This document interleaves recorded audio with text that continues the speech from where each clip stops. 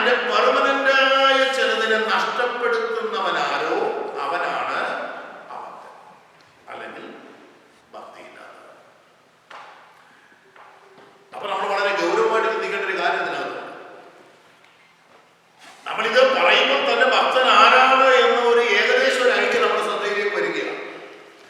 എന്തുകൊണ്ട് നമ്മുടെ ഭക്തി കൾട്ടിവേറ്റ് ചെയ്യപ്പെടണം, വളർത്തിയെടുക്കണം എന്നുള്ളതിന് ചിന്താധാരയിലേക്ക് നമ്മൾ വരുമ്പോൾ ആഴത്തിൽ നമ്മൾ ശ്രദ്ധിക്കേണ്ട ഒരു ഭാഗം എന്നുള്ളത്, ദൈവം എന്നിൽ എന്ത് നൽകിയോ അത് ഏതെങ്കിലും ഒരു സാഹചര്യത്തിൽ എന്തെങ്കിലുമൊക്കെ കൊണ്ട് ഞാനത് നഷ്ടപ്പെടുത്തിയാൽ എനിക്ക് ഭക്തനായി തുടരാൻ കഴിയുന്നില്ല. അവിടെയാണ് നമ്മുടെ ഭക്തിയെ നാം കൾട്ടിവേറ്റ് ചെയ്യപ്പെടുന്നു എന്ന ആത്മപരിശോധനയിലേക്ക് നമ്മളെ നയിക്കുന്ന യഥാർത്ഥ ഘടകങ്ങളുള്ളത്. നാം പലപ്പോഴും ഭക്തിക്ക് വ്യത്യസ്തമായ അർത്ഥങ്ങൾ നമുക്ക് വേണം കൊടുക്കാം. പണ്ട് ഭക്തി എന്നൊക്കെ പറയുന്നത് വെള്ള ഉടുപ്പൊക്കെ ഇട്ട് അല്ലെ, വളരെ ഏകാഗ്ര മനോഭാവത്തോടുകൂടി പള്ളിയിൽ ചെന്നിരുന്ന് അവിടെ കിട്ടുന്ന അല്ലെ, ഇതാണ് പറയുന്നത്, പള്ളിയിൽ നിന്ന് കൊടുക്കുന്ന ഓസ്തി നമ്മൾ പ്രാപിച്ചൊക്കെ വളരെ വിനയപൂർവ്വം. പണ്ട് കാലത്ത് ഞങ്ങൾ കൊച്ചു കുഞ്ഞുങ്ങളായിരുന്ന സമയത്ത് ഞങ്ങളെ കാത്തലിക് സൺഡേ സ്കൂളിൽ ഞങ്ങളിരിക്കുമ്പോൾ പറഞ്ഞിട്ടുണ്ട്, ഈ ഓസ്തി കഴിച്ചാൽ പിന്നെ ഉടനെ ഒന്നും തുപ്പാൻ പാടില്ല, വെള്ളം ഇറക്കാനും പാടില്ല, കാരണം ഇത് വെച്ചാൽ ഇതിന്റെ ഹോളിനെസ് തുപ്പിക്കളെ, അങ്ങനെയൊക്കെ പഠിച്ചൊരു കാലമുണ്ട്. എനിക്കറിയത്തില്ല എത്രത്തോളം അത് പഠിപ്പിച്ച സൺഡേ സ്കൂൾ ടീച്ചറിന്റെ ബുദ്ധികേട് കൊണ്ട് പഠിപ്പിച്ചതാണോ എന്നെനിക്കറിയില്ല. ഇപ്പോൾ അങ്ങനെ പഠിപ്പിക്കും എന്ന് ഞാൻ വിശ്വസിക്കുന്നില്ല. പക്ഷെ അന്ന് എന്റെ കൊച്ചു മനസ്സിൽ കയറി, അതുകൊണ്ട് വളരെ ബന്ധപ്പെട്ടാണ് വീട്ടിൽ ചെല്ലുന്നത്. അത് ഇത് കഴിച്ചാൽ പിന്നെ തുപ്പാനും പാടില്ല, വെള്ളം ഇറക്കാനും പാടില്ല, ഇറക്കി പോയി കഴിഞ്ഞാൽ ഹോളിനെസ് അകത്തേക്ക് പോകും, ഇത് തുപ്പിക്കഴിഞ്ഞാൽ ഹോളിനെസ് വെളി ഒരു പരുവത്തിൽ ഇത് സ്റ്റേബിളായിട്ട് കൊണ്ടു നടക്കണമെന്നൊക്കെ പറയുന്ന പഠനങ്ങളായിരുന്നു. അന്ന് വളരെ ബുദ്ധിമുട്ടായിരുന്നു. ഒരു സർട്ടൺ ടൈം കഴിഞ്ഞ് അത് നാക്കയിലിടുന്നത് അലിഞ്ഞ് അത് നമ്മുടെ എന്താ പറയുന്നത് ഉമിനീരുമായി അത് അലിഞ്ഞ് ചേരപ്പെടുമ്പോഴാണ് യഥാർത്ഥ ഹോളിനെസ് വെളിപ്പെടുന്നത് എന്നൊക്കെ കൊച്ചുപ്രായത്തിൽ പഠിച്ച ഒരു കാലം. അപ്പൊ ഞാൻ പറഞ്ഞത്, നമ്മൾ പലപ്പോഴും ഈ ഹോളിനെസ് എന്ന് പറയുന്ന അല്ലെങ്കിൽ ഭക്തി എന്ന് പറയുന്ന പദത്തിന് വ്യത്യസ്തമായ ചിന്തകളാണ് നമ്മളിലൊക്കെ വരാൻ സാധ്യതയുള്ളൂ. പക്ഷെങ്കിൽ ദൈവവചനപരമായിട്ട് നമ്മൾ പഠിക്കുമ്പോൾ എന്താണ് ഭക്തി എന്നുള്ളത് നമുക്ക് ഈ വാക്യത്തിന്റെ കോണ്ടക്സ്റ്റ് നിന്ന് നമുക്ക് മനസ്സിലാക്കാൻ കഴിയും. മാത്രമല്ല, നമ്മളിത് ആഴത്തിൽ പഠിക്കാനായിട്ട് ശ്രമിക്കുമ്പോൾ നമുക്ക് ഈ ആശയത്തിൽ വരാൻ കഴിയുകയുള്ളൂ. ഏത് മനുഷ്യനും അവനിലുള്ള ആത്മീക മൂല്യങ്ങളെ ഈ ലോകത്തിലുള്ള എന്തെങ്കിലും കൊണ്ട് നഷ്ടപ്പെടുത്തിയാൽ അവന് ഭക്തനായി തുടരാൻ കഴിയില്ല. അവനെയാണ് അഭക്തനെന്ന് നമുക്ക് ദൈവത്തിലൂടെ നമുക്ക് വിളിക്കാൻ കഴിയുന്നത്. മറ്റ് പദങ്ങളൊക്കെ നമുക്ക് ഇതിനോട് ചേർത്ത് നമുക്ക് പഠിക്കാൻ കഴിയും. മറ്റൊരു വാക്യം എൻ്റെ ഓർമ്മ ശരിയാണ്, തിമോത്തിയോസിന്റെ തന്നെ ലേഖനം 2 തിമോത്തിയോസ് 3:5 വേദഭാഗം വായിച്ചു. ദൈവപ്രിയമില്ലാതെ ഭോഗപ്രിയരായി, ദൈവപ്രിയമില്ലാതെ ഭോഗപ്രിയരായി, ശരീരത്തിന്റെ ആഗ്രഹമായി ഭക്തിയുടെ വേഷം ധരിച്ച്, ഭക്തിയല്ല ഭക്തിയുടെ വേഷം ധരിക്കപ്പെടുക. അപ്പൊ നമ്മുടെ രണ്ടാമത്തെ ഒരു പദത്തിലേക്ക് നമ്മൾ വരുന്നതിന് മുന്നേ ഞാനൊരു ബ്രിഡ്ജ് അങ്ങോട്ട് കണക്ട് ചെയ്യുകയാണ്. അഭക്തി എന്ന് പറഞ്ഞാൽ എന്താണ്? ഇത് ഞാൻ ഇടയ്ക്കിടയ്ക്ക് ചോദ്യത്തിലേക്ക് നമ്മൾ വരുന്നില്ല. അഭക്തി എന്ന് പറഞ്ഞേ ആരാ പറയുന്നത്? അഭക്തി എന്താ അഭക്തി?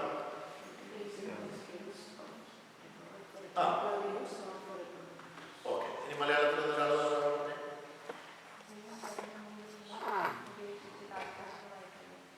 നമുക്കത് തിരിച്ചു പറയേണ്ടത്, താൽക്കാലികമായ ഒന്നിനു വേണ്ടി ദൈവം തന്ന അമൂല്യമായ ഒന്നിനെ നഷ്ടപ്പെടുത്തുന്നവനാരോ അവനാണ് അഭക്തൻ. വളരെ ഗൗരവമായ ചിന്തയിലേക്കാണ് നമുക്ക് വരേണ്ടിയുള്ളത്. കാര്യം, നമ്മളിൽ അമൂല്യമായി ദൈവം തന്നിരിക്കുന്ന ദൈവികമായ കാര്യങ്ങളെ നമുക്ക് നഷ്ടപ്പെടുത്താതെ സൂക്ഷിക്കുന്നവനാരോ അവനാണ് ഭക്തനെന്ന ആ ചിന്തയിലേക്ക് നമ്മൾ വരുന്നതിന് മുന്നേ ആരാണ് ഭക്തൻ അല്ലാതിരിക്കുന്നത് എന്നുള്ളത് നമ്മുടെ ശ്രദ്ധയിലേക്ക് നമ്മൾ കൊണ്ടുവരേണ്ടതാണ്. മൂന്നാമത്തെ അടുത്തൊരു പദമാണ് നമ്മൾ വായിക്കുന്നത്, കപടഭക്തി എന്നുള്ളത്. എന്താണ് ഈ കപടഭക്തി? ആരാണ് ഹിപ്പോക്രൈറ്റ്സ് എന്ന് പറയുന്നത്? അവരുടെ ഡെഫിനിഷൻ എന്ന് പറഞ്ഞ് എന്താണ് കപടഭക്തി? മറ്റുള്ളവരെ കാണിക്കുക. ലളിതമായിട്ടെന്ന് പറഞ്ഞാൽ നമ്മുടെ പഠനത്തിന് ആൾക്കാർക്ക് പെട്ടെന്ന് മനസ്സിലാക്കാൻ, പഠനത്തിലൂടെ മനസ്സിലാക്കാൻ കഴിയുന്നതില്ല. ആ സെന്റൻസ് ഒന്ന് എക്സ്പ്ലെയിൻ ചെയ്യാൻ പറ്റും? മറ്റുള്ളവരെ കാണിക്കാൻ. ലളിതമായി നമുക്ക് വേണ്ടി ഇങ്ങനെ പറയാം, ഞാൻ എന്തല്ലാതിരിക്കെ ഞാൻ എന്താണെന്ന് മറ്റുള്ളവരെ കാണിക്കാൻ ശ്രമിക്കുന്ന ശ്രമത്തെയാണ് ഹിപ്പോക്രൈസ് എന്ന് പറയുന്നത്. എന്താണ്? ഞാൻ എന്തല്ലാതിരിക്കെ ഞാൻ എന്താണ് എന്ന് മറ്റുള്ളവരെ കാണിക്കാൻ ഞാൻ ചെയ്യുന്ന എല്ലാ മാർഗങ്ങളെയും ഹിപ്പോക്രൈറ്റ്സിന്റെ ഒരു പ്രവൃത്തിയായിട്ടാണ് ബൈബിളിൽ നമുക്ക് കാണാൻ കഴിയുന്നത്. ഇതിനെ നമുക്ക് വേണമെങ്കിൽ പറയാൻ പറ്റുന്നത് ഡുവൽ ആറ്റിറ്റ്യൂഡ് എന്ന് പറയാം. ഞാൻ പറഞ്ഞില്ലേ, നമുക്ക് ഈ ഒരു ആക്ടർ ഫിലിം ഇൻഡസ്ട്രിയിലേക്ക് വരുമ്പോൾ അല്ലെങ്കിൽ ഒരു മൂവിയിലേക്ക് വരുമ്പോൾ ഡയറക്ടർ പറയുന്നത് പോലെ താൻ ആക്ട് ചെയ്യുകയാണ്. പക്ഷേ അദ്ദേഹത്തിന്റെ ലൈഫിൽ അത് അദ്ദേഹം അപ്ലൈ ചെയ്യണമെന്ന് ഒരു നിർബന്ധവും.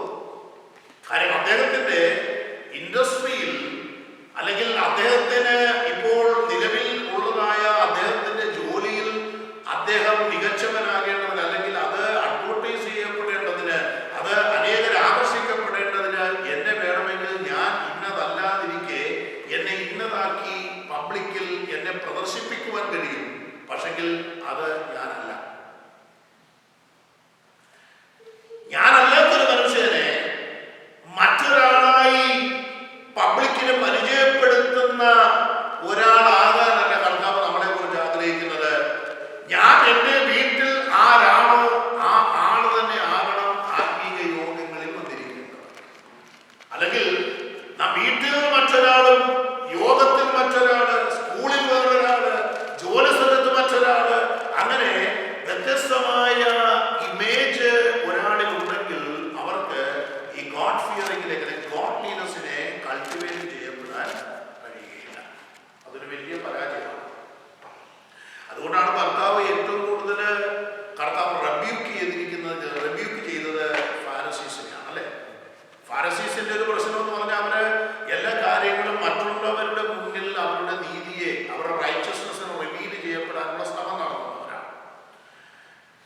അതുകൊണ്ടാണ് അവരുടെ പ്രാർത്ഥനയാകട്ടെ, അവരെ കൊടുക്കുന്ന കാര്യത്തിലാകട്ടെ, ഇങ്ങനെയുള്ള കാര്യങ്ങളിലെല്ലാം അവരുടെ ലോ അനുസരിച്ചുള്ള കാര്യങ്ങൾ അവര് ക്രമീകൃതമായി ചെയ്യുകയും അത് ചെയ്യാത്തവരെ പീഡിപ്പിക്കുകയും അവരെ പരസ്യപ്പെടുത്തുകയും ഞങ്ങൾ ആരാണ് എന്നുള്ളത് മറ്റുള്ളവരെ പറഞ്ഞ് കേൾപ്പിക്കേണ്ടതിനുള്ള ശ്രമവും നടത്തുന്നവരാണ് ഈ ഫാരസീസ് എന്ന് പറയുന്നത്. ഈ ഫാരസീസിനെ കുറിച്ച് നമ്മൾ വിശദമായിട്ട് പഠിച്ചാൽ, ഈ ഫാരസീസ് പണ്ട് ന്യായപ്രമാണം വായിക്കുമ്പോൾ അവര് ഉയർന്ന സ്ഥലത്ത് പോയിരുന്ന് വായിക്കുന്നതാണ്. ഏതെങ്കിലും മരത്തിന്റെ ചില്ലകളിലൊക്കെ കയറിയിരുന്ന് അവര് ഈ ന്യായപ്രമാണം വായിക്കും. എന്തിനാണെന്ന് ഇദ്ദേഹം ന്യായപ്രമാണം വായിക്കുന്നുവെന്ന് മറ്റുള്ളവരെ കാണിക്കാനുള്ള ശ്രമം ഇവര് നടത്തുമായിരുന്നു. അത്രത്തോളം ഇവര് ഹോളിയാണെന്ന് ഇവര് മറ്റുള്ളവരെ കാണിക്കുമായിരുന്നു. മറ്റുള്ളവർ ശ്രദ്ധിക്കുന്ന ഒരിടത്ത് പോയി നിന്ന് ഇവര് ബൈബിൾ വായിക്കുകയുമായിരുന്നു. ഇവര് പ്രാർത്ഥിക്കുന്നതും അങ്ങനെയാണ്. പബ്ലിക് പ്രയറാണ് ഇവരുടെ മെയിൻ കൺസേൺ എന്ന് പറയുന്നത്. ഇവർക്ക് സീക്രട്ട് പ്രയറുകളില്ല. ഇവർക്ക് ആലയത്തിലുള്ള പ്രാർത്ഥനകൾ, ആ പ്രാർത്ഥനകളിൽ ലൗഡ് വോയിസിലാണ് അവര് പ്രാർത്ഥിക്കുന്നത്. അതുകൊണ്ടല്ല നമ്മുടെ സഭകളിലൊക്കെ അങ്ങനെ കുറെ പേരുണ്ട്. നമ്മള് പ്രൈവറ്റ് പ്രയർ ഇല്ല, പലപ്പോഴും ഇവരെല്ലാം പബ്ലിക് പ്രയർ ചെയ്യുന്നവർ. പബ്ലിക് പ്രയറൊക്കെ വളരെ മനോഹരമായിട്ട് നമുക്ക് ചെയ്യാൻ കഴിയുന്ന നിരവധി വിശ്വാസികളുണ്ട്. പക്ഷേ അവർക്ക് ഈ പ്രൈവറ്റ് പ്രയറുമായിട്ട് യാതൊരു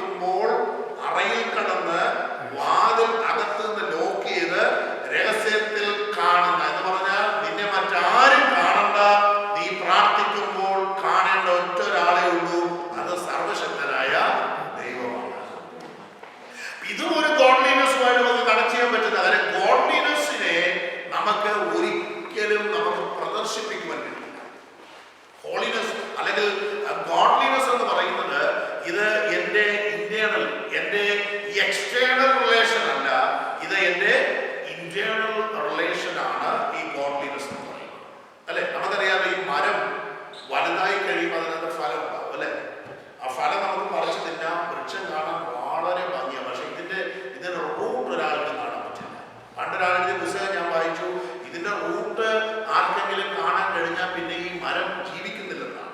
ആ റൂട്ട് എപ്പോൾ ഒരു മനുഷ്യൻ എടുക്കുന്നു അതോടുകൂടി ആ മരത്തിന്റെ ലൈഫ് അവിടെ തീരുകയാണ്. എന്നതുപോലെ യഥാർത്ഥ ഗോഡ്ലിനെസ് എന്ന് പറയുന്നത് എക്സ്റ്റേണൽ മാനിഫെസ്റ്റേഷൻ അല്ല, മറിച്ച് ഇന്റേണൽ റിലേഷൻഷിപ്പ് ആണ് യഥാർത്ഥ ഗോഡ്ലിനെസ്സിലേക്ക് എന്നെ ലീഡ് ചെയ്യുന്നതിന്റെ ആരംഭം. ഞാൻ അപ്പോൾ അവിടെ നിന്നാണ് തുടങ്ങാനാണ്. അപ്പോൾ 3 കാര്യങ്ങൾ ഞാൻ പറഞ്ഞു. എന്താണ് അഭക്തി, എന്താണ് കപടഭക്തി? നിങ്ങൾക്കറിയാം ഈ വിഷയങ്ങളൊക്കെ പറയുമ്പോൾ ഒത്തിരി വാക്യങ്ങളെടുത്ത് കപടഭക്തി വേണമെങ്കിൽ എനിക്ക് പറയാം. നമുക്ക് 2 ദിവസമേ ഉള്ളൂ. അതുകൊണ്ട് എനിക്ക് വിഷയത്തിലേക്ക് എനിക്ക് വരേണ്ടത് കൊണ്ടാണ് പ്രധാനമായും ഈ ചിന്തകളിലേക്ക് വരുന്നത്. അപ്പോൾ നമ്മൾ 3 കാര്യങ്ങൾ പഠിച്ചു. ഭക്തി എന്താണ്? ഭക്തി എന്ന് പറയുന്നത് നമുക്ക് ഇതിന്റെ ഓപ്പോസിറ്റ് ചിന്തിച്ചാൽ മതി.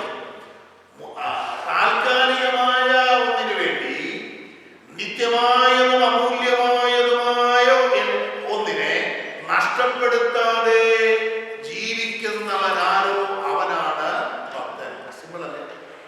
നമുക്ക് ഒത്തിരി കോംപ്ലിക്കേറ്റഡ് ആയിട്ട് ചിന്തിച്ചാൽ നമുക്ക് നമ്മുടെ ശ്രദ്ധ അങ്ങോട്ട് വരില്ല. ഇത് രണ്ടുമായിട്ടുള്ള ഓപ്പോസിറ്റ് ചിന്തിച്ചാൽ മതി. ഒന്ന്, താൽക്കാലികമായ ഒന്നിനു വേണ്ടി അമൂല്യമായതും എവർലാസ്റ്റിംഗുമായ ഒന്നിനെ നഷ്ടപ്പെടുത്തുന്നവൻ ഭക്തൻ. ഭക്തൻ എന്ന് പറയുന്നത് ടെമ്പററിയായ ഒന്നിനു വേണ്ടിയും അമൂല്യമായതും നിത്യമായതുമായ ഒന്നിനെ നഷ്ടപ്പെടുത്താതെ നമ്മുടെ ലൈഫിനെ ആര് മെയിൻറ്റെയിൻ ചെയ്യുന്നു അവനാണ് യഥാർത്ഥ ഭക്തൻ. ഇനിയും നമുക്ക് ആശയങ്ങൾ കൊടുക്കാം. പക്ഷേ നമ്മുടെ പഠനത്തിൽ നമ്മൾ ലളിതമായ ചിന്തകളാണ് തൽക്കാലം കൊണ്ടുപോകാൻ ആഗ്രഹിക്കുന്നത്. അപ്പൊ കപടഭക്തി എന്താണ്? അതും അതിനോട് ചേർന്നാണ്. ഞാൻ എന്തല്ലാതിരിക്കെ ഞാൻ എന്താണ് എന്ന് മറ്റുള്ളവരെ കാണിക്കാൻ ശ്രമിക്കുന്നവനാരോ അവനാണ് കപടഭക്തി. ഇത് ഈ ക്ലാസ് എടുക്കുമ്പോൾ നോട്ട് മാത്രം പോരാ, ഒരു ആത്മപരിശോധന കൂടി. നിങ്ങളിൽ കപടഭക്തിക്കാരുണ്ടോ എന്ന് നമ്മൾ പരിശോധിക്കണം. ബൈബിൾ പഠിച്ചാൽ ഈ കയ്യിനും ഹാബേലും കൂടി ആരാധിക്കണം അല്ലെ? കയ്യിന്റെ ആരാധനയിൽ ദൈവം പ്രസാദിച്ചില്ല, ഹാബേലിന്റെ ആരാധന ദൈവം പ്രസാദിച്ചു. അപ്പോൾ കയ്യിന് ഹാബേലിനോട് എന്ത് സംഭവിച്ചു? ഒരു കോപമുണ്ടായി. സത്യത്തിൽ നമ്മൾ ദൈവവചനം ആഴത്തിൽ പഠിച്ചാൽ നമുക്ക് മനസ്സിലാക്കാൻ കഴിയുന്നത് എല്ലാ സഭയിലും കയ്യിലുമുണ്ട് ഹാബേൽ. ഞാനും പുറകോട്ട് തിരിഞ്ഞ് നോക്കരുത്. ആരാണ് നമ്മുടെ ചർച്ചിലെ കൈ? ബൈബിള് നമ്മൾ യഥാർത്ഥത്തിൽ പഠിച്ച ഈ 2 കൂട്ടരും നമ്മുടെ സഭയിലുണ്ട്. In every congregation we can find Cain and Abel. എല്ലാ ചർച്ചകളും. അപ്പൊ നിങ്ങൾ ചോദിക്കുക അതെങ്ങനെ മനസ്സിലാക്കാനുള്ള ഒരു വിദ്യയും വേണം. ഈ കൈൻ ആരാണെന്ന് നമുക്ക് മനസ്സിലാക്കണമെങ്കിൽ ഒരു സിമ്പിൾ ടെക്നിക്ക് ഞാൻ പറയാം. ഇനിയിപ്പോ ടെക്നിക്ക് ഞാൻ പറഞ്ഞെന്ന് എല്ലാവരും ഞായറാഴ്ച കൈനെ തപ്പാൻ വരുന്നത് ഞാൻ ഒരു ഐഡിയ നിങ്ങൾക്കൊരു കാര്യം മനസ്സിലാക്കാൻ വേണ്ടി പറയുന്നു.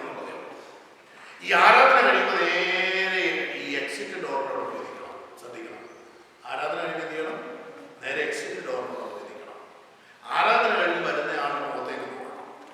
മുഖം ആരുടെയെങ്കിലും ആരാധന കഴിയുമ്പോൾ വാടിയിരിക്കുകയാണെങ്കിൽ ഓർത്തോണം ഇവനാണ് ഈ സഭയിലെ കൈ. മനസ്സിലാക്കി? ബൈബിളിൽ അങ്ങനെ വാക്യം കർത്താവ് ദൈവം കൈകൊണ്ട് കൈയിലെ നിന്റെ മുഖം വാടിയിരിക്കുന്നത് സാക്രിഫൈസ് കഴിഞ്ഞപ്പോൾ പറയുകയാണ് കൈയിലെ നിന്റെ മുഖം വാടിയിരിക്കുന്നത്. അപ്പോൾ കൈ ആരാണെന്ന് കണ്ടുപിടിക്കാൻ സിമ്പിൾ മാർഗം എന്താണെന്നറിയാമോ? ആരാധന കഴിഞ്ഞ് ആരുടെയെങ്കിലും മുഖം മ്ല എന്ന് നിന്നാൽ ഓർത്തോണം ഇവനാണ് നമ്മുടെ വർക്കിംഗ് റണ്ണിലെ അല്ലെങ്കിൽ ഗോഡ് സെന്റഡ് അല്ലെ ക്രൈസ്റ്റ് സെന്റഡ് ചർച്ചിലെ കൈ എന്ന് പറയണം. അങ്ങനെ ആരും തപ്പി പ്രശ്നം ഉണ്ടാക്കരുത്.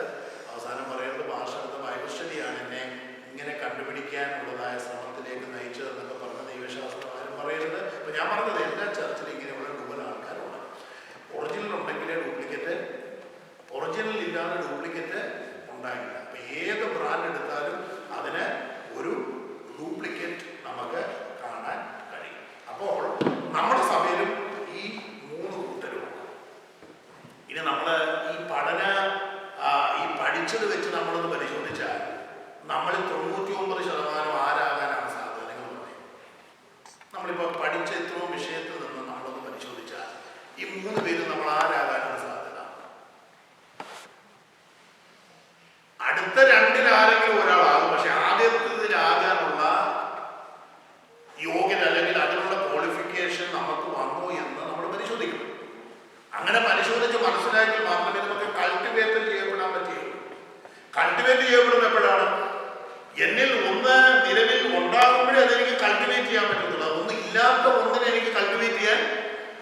അപ്പോൾ കൾട്ടിവേറ്റ് ചെയ്യപ്പെടണമെങ്കിൽ അതിന് ആദ്യം എന്നിൽ ഉണ്ടാകണം. എന്നിൽ ഇല്ലെങ്കിൽ ആദ്യം പരിഹരിക്കേണ്ടത് കൾട്ടിവേഷൻ അല്ല. ആദ്യം പരിഹരിക്കപ്പെടേണ്ടത് ഞാനൊരു ഭക്തനായി തീരേണ്ടതിന് ഞാൻ ടെമ്പററിയായ കാര്യങ്ങൾക്ക് വേണ്ടി, നഷ്ടപ്പെടുന്ന ഒരു കാര്യത്തിന് വേണ്ടി, നശിച്ചു പോകുന്ന ഒന്നിനു വേണ്ടി, അതിനുവേണ്ടി ഞാൻ അമൂല്യമായ, നിത്യമായ, നഷ്ടപ്പെടാത്ത, ദൈവത്തിൽ നിന്ന് പ്രാപിച്ച അനന്തമായ ഒന്നിനെ നഷ്ടപ്പെടുത്താതെ ജീവിക്കുന്ന ഒരാളാണോ ഞാനെന്ന് പരിശോധിച്ചല്ല എങ്കിൽ നമ്മൾ പറയണം ഞാൻ ഭക്തനല്ല. ഞാൻ ആരാണ്? ഞാൻ അഭക്തനാണ്. അപ്പോൾ ഈ മൂന്ന് ചിന്ത നിങ്ങളുടെ മനസ്സിൽ ഇരിക്കുമ്പോൾ എങ്ങനെയാണ് നമുക്ക് ഈ ഭക്തിയിലേക്ക് നമുക്ക് വരാൻ കഴിയുന്നത്? എവിടെയാണ് ഭക്തിയുടെ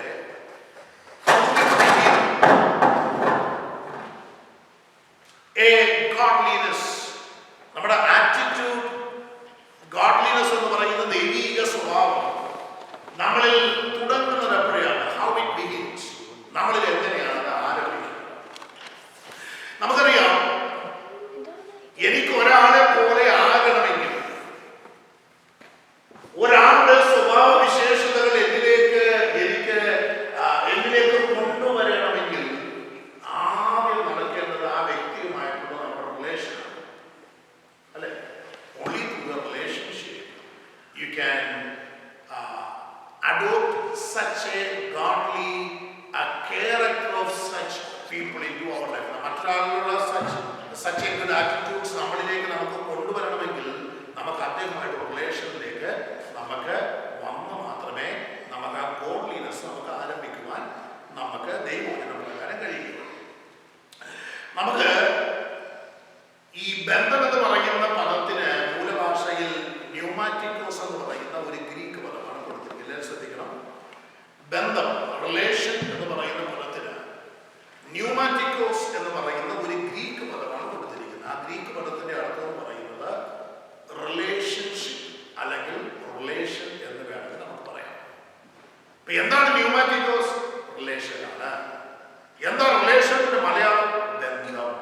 അപ്പൊ ബന്ധമാണ് റിലേഷൻഷിപ്പ്, റിലേഷൻ ആണ് ന്യൂമാറ്റിക്കോസ്. അപ്പൊ ഗ്രീക്ക്, ഇംഗ്ലീഷ്, മലയാളം ചേർത്ത് വെച്ച് പഠിക്കുമ്പോൾ നമുക്ക് ദൈവവുമായിട്ടുള്ള ബന്ധത്തെയാണ് നമുക്ക് ന്യൂമാറ്റിക്കോസ് എന്ന് പറയുന്ന പദവുമായിട്ട് നമുക്ക് കണക്ട് ചെയ്യാൻ നമുക്ക് കഴിയുന്നത്.